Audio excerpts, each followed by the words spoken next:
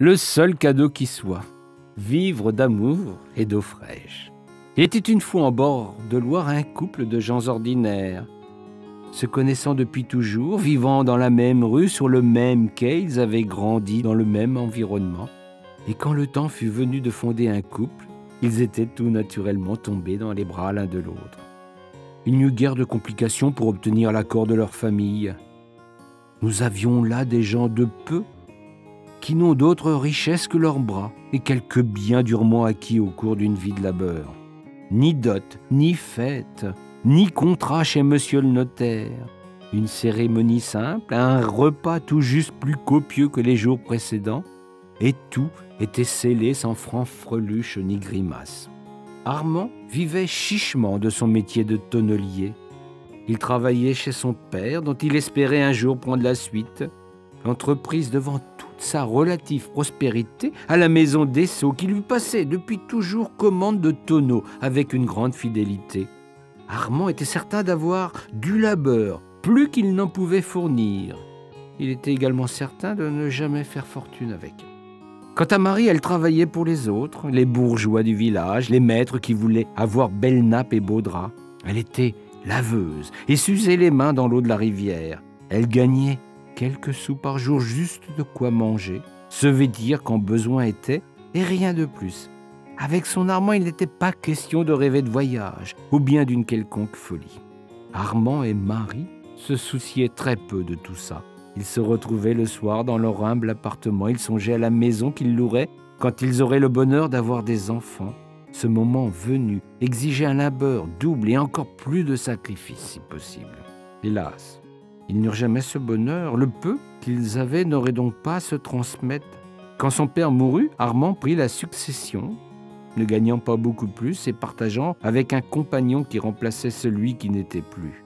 Son véritable héritage fut une magnifique montre en or qu'il remontait fièrement tous les soirs et rangeait dans un placard. Elle était bien trop belle en effet pour la traîner dans sa poche. Marie n'avait jamais rien reçu de ses parents, plus pauvres encore que ceux de son Armand. Ni héritage, ni bien propre. Sa seule richesse était sa bonne santé et sa belle chevelure qui faisait que, malgré le poids des ans et du travail, les hommes continuaient de se retourner à son passage. Elle en souriait, n'ayant Dieu que pour ce tonnelier au grand cœur. Un jour, pourtant, l'harmonie du couple vint à se fissurer légèrement. Un petit rien, une fantaisie qui vient à vous prendre, on se demande bien pourquoi.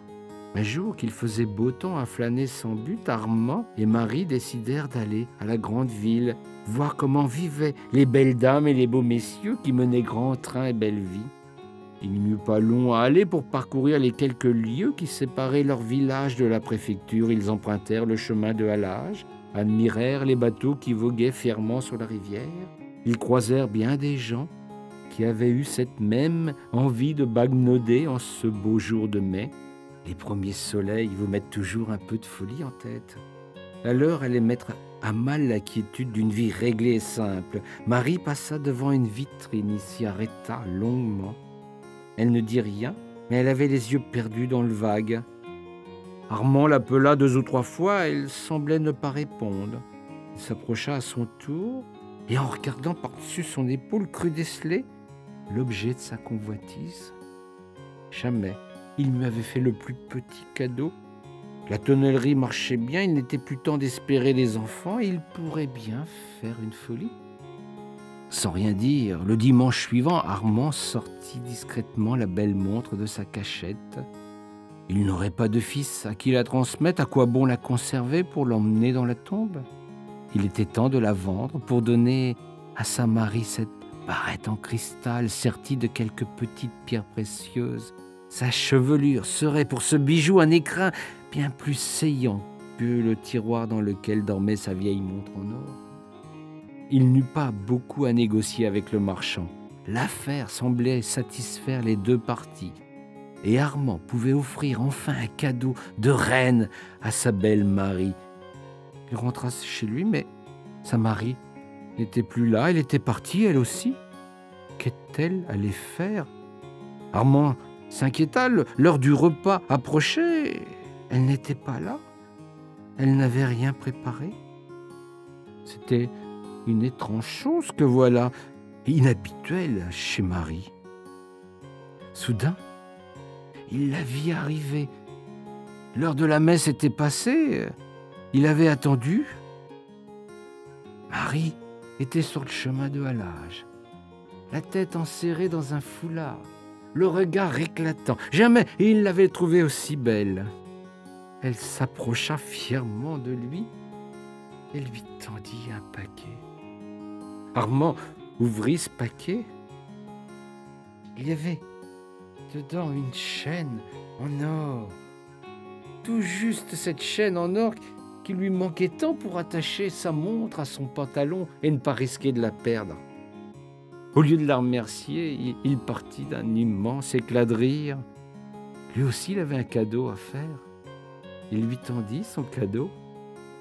Harry prit le paquet, le déballa, et il vit cette broche merveilleuse, sertie de pierres précieuses, pour attacher... pour attacher, oui. Marie défile le foulard qui enserrait sa tête. Pour avoir la chaîne en or, elle avait vendu ses cheveux. Alors, Armand lui avoua que pour avoir la broche, il avait vendu la montre en or. Quand on est pauvre, qu'on n'a presque rien, on ne va pas s'en faire pour si peu de choses. Ils fermèrent les volets. Le repas n'était pas préparé. Ils firent autre chose dans la maison que je me garderai de vous dire ici. Mais 9 mois plus tard, ce n'est pas un enfant, mais 2 que Marie eut. Un garçon et une fille. Il n'y avait ni besoin de montre, ni de broche. D'ailleurs, le marchand avait été généreux et avait consenti à donner un peu d'argent à ces 2 pauvres personnes. Voilà, il n'y a plus beau cadeau qui soit que l'amour de 2 personnes. Les richesses de ce monde sont sans importance. C'est la seule leçon à retenir de cette histoire qui n'a ni morale, ni fin, puisqu'ils continuèrent à vivre heureux le reste de leur âge.